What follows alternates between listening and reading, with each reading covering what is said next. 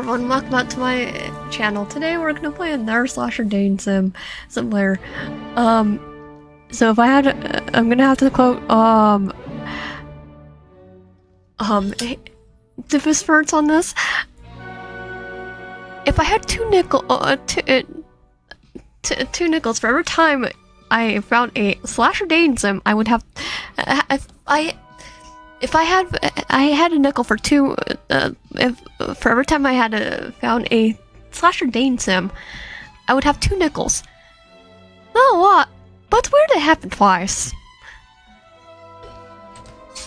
So let's start. Includes stuff that we cannot do. Which one's female?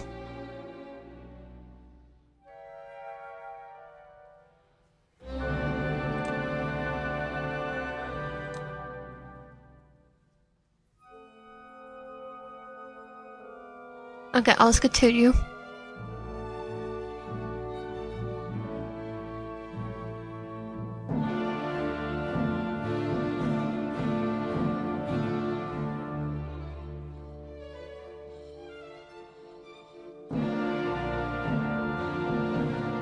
So you only have Jason.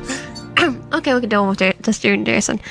The afternoon sun was high, and despite the camping of grain overheard, it still beat down on me with a familiar summer heat. It would be enjoyable were I not dragged every bit of my luggage to my name by hand on an ill-tempted dirt road.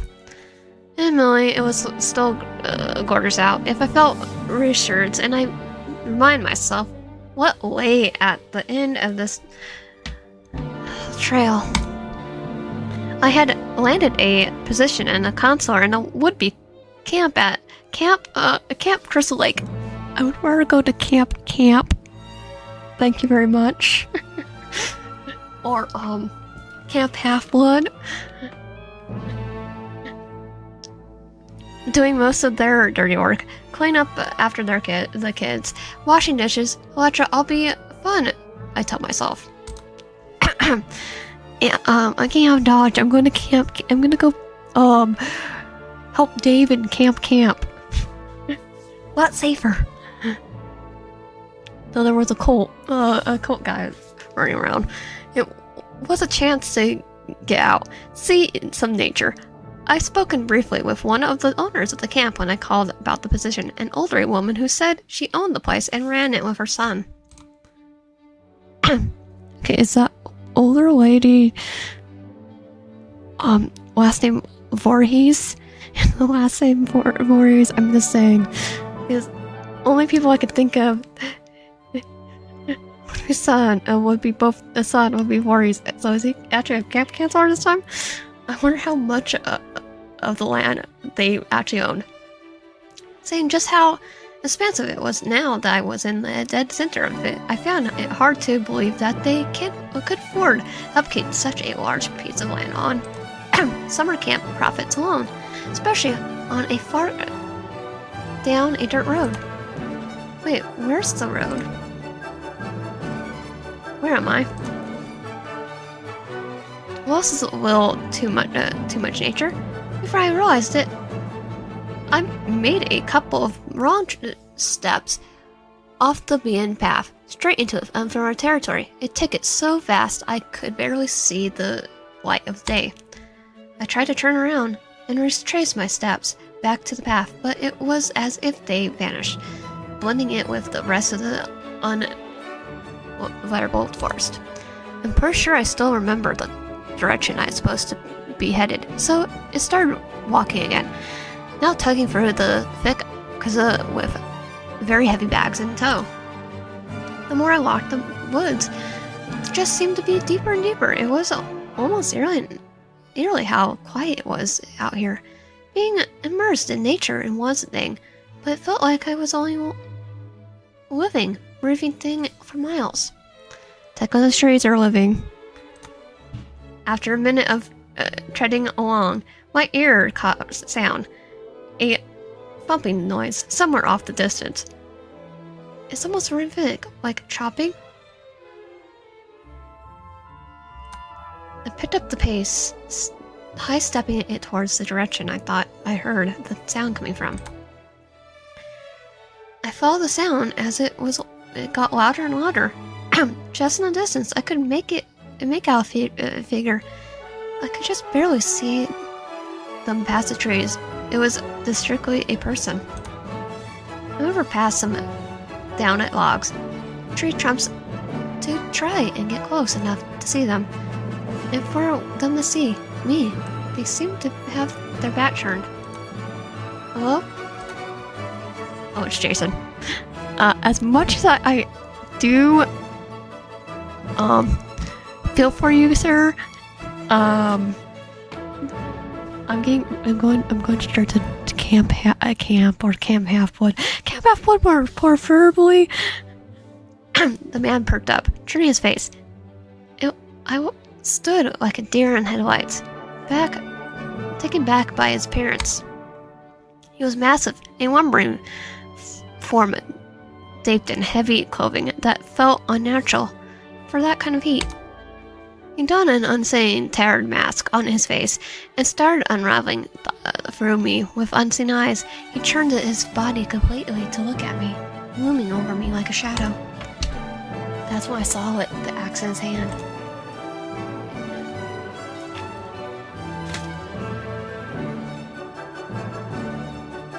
There would be a silence, then he moved towards me.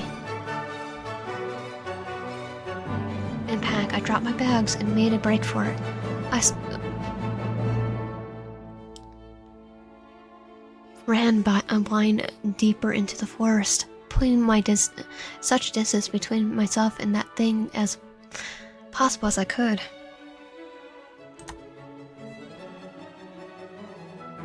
Just as I began to feel safe, a thick root jutting out of the ground caught my foot and launched me into the dirt. The wind was quickly knocked out of me, and I heaved as I attempted to sit up quicker than the body would allow. Before I could pick myself back up, there he was, somehow right behind me, looming over me like a bear. His chest rises and falls with slow, deep breaths as he stares silently at me. My body feels like ice. I'm not even breathing anymore.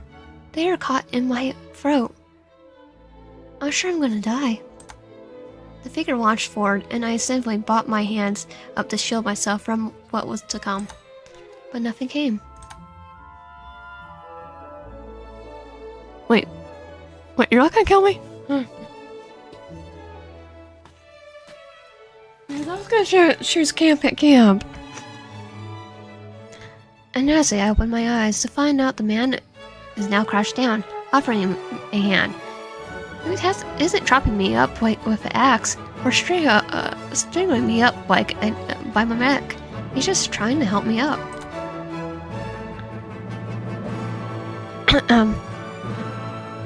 Wait, he's not trying to kill me.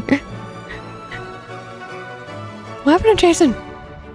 I took his hand cautiously, and before I could protest, he made another strong hand around the arm and support me as I stand. He must have seen how badly I ate it and assured my leg might not feel great after such a wipeout. He brushed off his shoulders too, dusting off the dirt, and coat my arms. Nothing felt broken, but I definitely bruised from the fall. He brings his hand to his chest and began to sign. Sorry, I didn't mean to scare you. Drop your bags. I see now that he has my backpack slung over his shoulder and my suitcase sting to his feet. He had time to follow me and grab my heavy bags. Are you looking for the campgrounds? I realized he was talking to me in ASL, so I began to sign back to him. Yes, actually, do you know where they are? He nodded, picked up my suitcase, and motioned for me to follow him. Silence flowed between the man and I found myself staring at his bag. His strides were long and were well experienced with the terrain. Well, I felt myself catch an uneven ground. I hear my pace and matches the quiet of the forest creeping back up my spine as I bruises began the aged away. So, I pause, hoping to break the awkward feeling building up within my chest. Do people often get lost, or am I a special case? The man head to my direction, his eyes catching mine through the hollowed holes of his old, worn hockey mask. As he shook his head no, when he caught sight of my offered hand, willing to take my bags. Happened luckily he ran into me. Not so luckily, I also ran into the ground. I smile, ignoring the discomfort and my embarrassment as I push the conversation forward. It could be easy to lose yourself here. Intentionally, I mean. A little chuckle of response sounds from my would-be savior, and I can't help but to brighten as I smile tugs against my cheeks. It's a sound I can't help but put to breathe at. Sorry again for scaring you. Don't worry about it. It really isn't your fault. I mean, he's a giant, masked, axe-wielding man alone in the middle of the woods. He's not exactly the most approachable figure. It was mostly the axe. What were you doing out there anyway? Chopping wood for the campers to carve later, for making fire as well. Well, that made sense. See a man out in the forest with an axe? Thick wood, not maniac. Technically, is a maniac. Like, canon-wise, but to be fair, you don't blame him. Technically, is he dead? Like a zombie kind of dead? Like, revived dead? After a few minutes of conspiring my poor navigation, we finally made it to the campgrounds. It was surreal how different it is from the woods. The campers are full of life, kids playing and running around. From the center of the grounds, you can really get a good look at the lake. It really is beautiful out there. In this light, I can get a much better look at the man. He's still massive. Lightning didn't really change that. But he definitely doesn't look as missing now. He sets my bag down and turns to look at me. Just because he doesn't look missing doesn't mean he isn't still intimidating. Are you one of the new counselors? Yes, I am. Your cabin's back there. Feel free to be settled. We can start your training first thing tomorrow. Did he say training? Do you work here? He nodded. My name's Jason Voorhees. Oh, what a line of work for someone like of his manner. Wait, is this the son of Mrs. Voorhees mentioned in the phone? I felt an immediate hot wash of embarrassment. It's not a great first impression to run in fear from your new employer. I should introduce myself. My name is Digital. Well, nice to meet you. I'm Digital. It's nice to meet you, Digital. I almost hear the warmth of his sign words. How genuinely happy is he to make conversation and softens those edges a bit. I know it catches Jason's attention. I pulling him away from the conversation. I have to get going. If you need anything, I'll be around. See you in the morning, Digital. With that, he's gone and wandering off somewhere across the campsite. I pick up my bags and head towards the camp, and I believed I was minutes away from a well-deserved nap. I tugged down the path and watched the cabins emerge from the corners of the trees. Counselors were hanging around the cabin's porch, talking amongst themselves and gathering their room assignments. Yo! A voice called out to me. Yeah, you, come over here. I need you to sign this. I turned to a couple of counselors, a guy who looked a bit older than me, and a girl who was probably around the same age as me. Sorry, I didn't see you. My name's Digital. Yeah, my name's Kevin. I'm in charge around here, so you'll come to me if you have any issues, got it? Okay. Kevin looked at me and down his list before giving me a passive, unimpressed glance. Yep, you're on here, right. Fern, show Digital around the cabin, would you? The girl perked up and nodded. Sure, follow me. Digital, I'll show you to your room. I gave Kevin a thank you nod, but he was already on talking to the next counselor on the list. I followed Fern inside and was immediately welcomed by a cozy air of traditional wood cabin. Fern led me to the room and gestured me to head inside. Alright, make yourself at home. I'll be by to get you later for dinner. See you a bit. We exchanged a wave and Fern hurried back out to greet their incoming counselors. I set my luggage down and made a beeline for the bed. Unpacking can wait. Sitting on the edge of the bed, I stick out my shoes, only now realizing just how sore my feet were from walking here. I fell back at my bed, climbing underneath the neatly made quilt. It wasn't long after my head hit the pillow that I drifted off.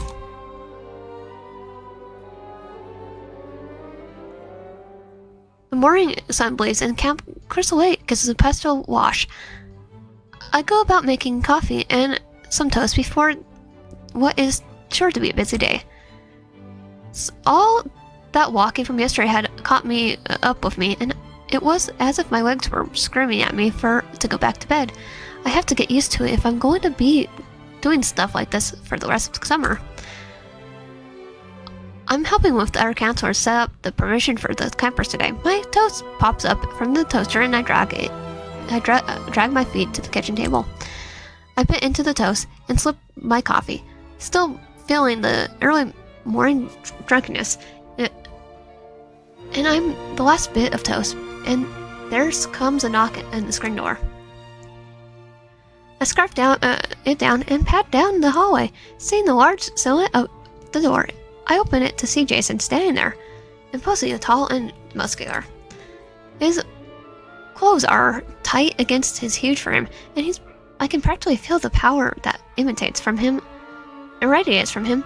His broad chest lightly follows his breath.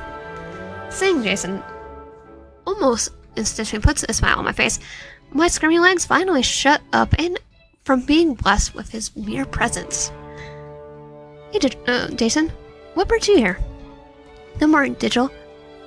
I know you were going to join our counselors in setting up today, but I could really use your help if you are okay with me, if it's okay with you. The campers are going to live soon, so this place needs to be in working order. Think you're up for it if you want, that is. I can tell that Jason's a little shy. It's strange seeing such a huge and massive guy act like this, but honestly, I think it's adorable. I can't help but feel a wide grin glow on his face. Of course, that sounds great. Come on in. I'm just finishing up my morning routine. Jason follows me inside, ducking in a bit to get underneath the door frame. I'm going to change. I'll be right back. Just wait here. Jason nods and does what he's told. My heart pounds with excitement in my ears, and I head straight to the change out of my PJs into my workday clothes. He wants me to go with him. After I brush my teeth, I splash my face with water and take one last look at the mirror. I head downstairs to him. Ready, Digital? I smile and give him a nod and patting my head on his broad hand. We head out for the door together and walk side by side to the activities area. Our first job was to haul the kayaks to their proper racks. I watched him disbelief as Jason sauced by with two of them in a row. I struggled with one. Cheater. I watched Jason shoulders shaking laughter. He helps me drag the kit I'm battling and lifts it into the proper slot. He's incredible. He barely even broke a sweat. It's back-breaking work, but we were able to get it done in record time thanks to Jason's raw strength. Next, we set up the archery range. Jason and I prepared the lanes, set up the targets, and count out the supplies. I bundled them together. 3 rows of arrows and a 1-finger tap for each camper. Jason's resting each row and testing them to make sure they're taut and firm. With the situation with this station, all the matters of safety. Make sure the kids and the counselors, for the matter, only point their bows downrange when it's their turn to fire. You shouldn't believe how many people almost put their eye out because their mind isn't on safety. I can imagine, right? No asses on my watch. I'll make each and every lane is clear of debris, and in no time we'll finish up to make up the archery range. Next, we go to the woodcutting area. I watch in awe as Jason yanks the huge axe out of the stump, and in one deft motion, he hefts it back over his shoulder before bringing it back and on the block of wood and resting it to the stump. The wood block snaps in two, and I stare at him and repeats the process a few times before turning to me, his chest heaving and sweat gushing from the skin. My face heats up at the holy sight. He pulls out a knife from his back pocket and begins chipping away at one of the split logs. He doesn't seem to need to look at what he's doing. Want to give it a try? Me? Jason chuckles and sounds an absolute delight. It's just, he's so... Stop it. Digital, focus. Yes, here. I have an extra carving knife. Alright, here goes nothing. What should I make? A bear. I attempt to make a bear. Oh, is that a bear? Yeah, I couldn't think of anything else, so I made something that you remind me of. I remind you of a bear? Jason turns his head at me. I said too much. Maybe I should save myself from explaining what a human bear is. For instance, you're very big, strong, and fearless like a bear. Oh, I see it. I get it now. Do you think I can keep it? If you don't want it, of course. Gift it to him.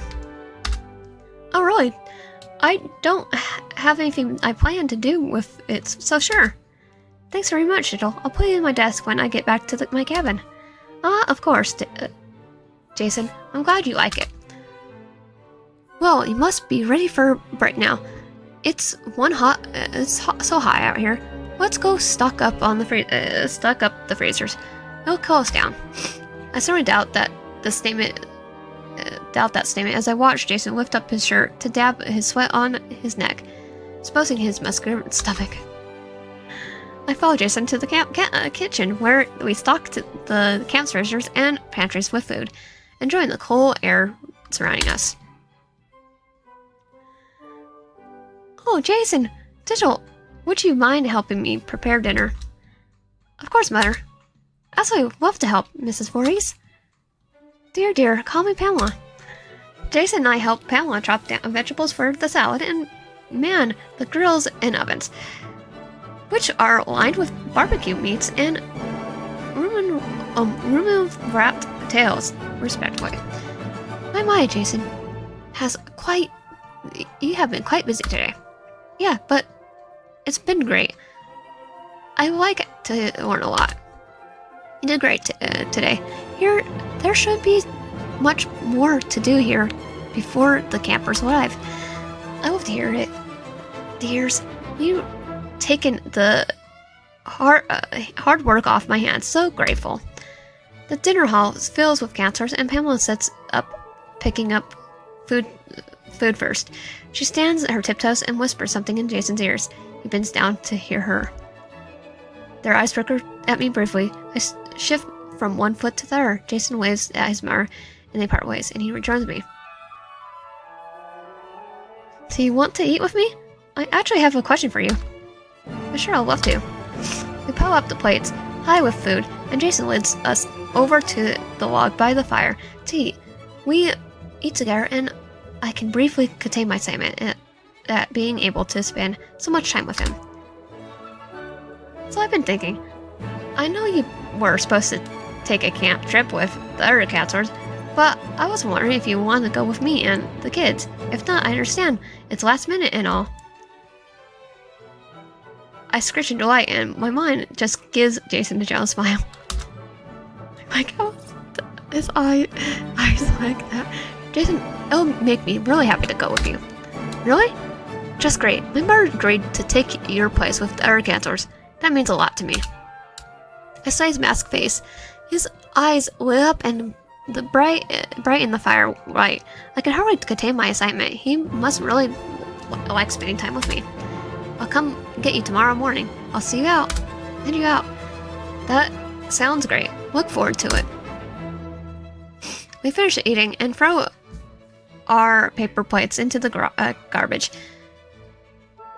Our eyes meet, and I shuffle around from one foot to the other.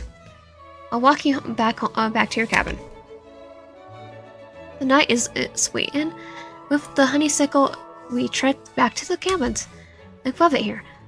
You can see the stars as well. Where I'm from, you never get to see that kind of visibility. Mine, I do. Yeah, me too. It's really beautiful.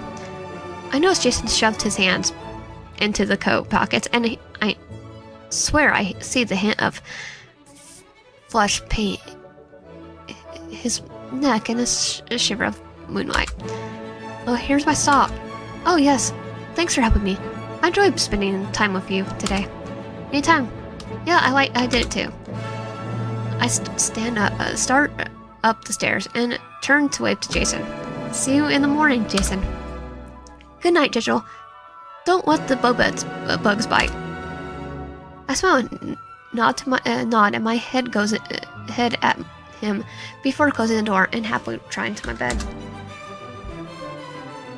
I stand next to the bed and I fall backwards on top of it, laying out a sign. I'm so lucky. I get to hang out with Jason tomorrow.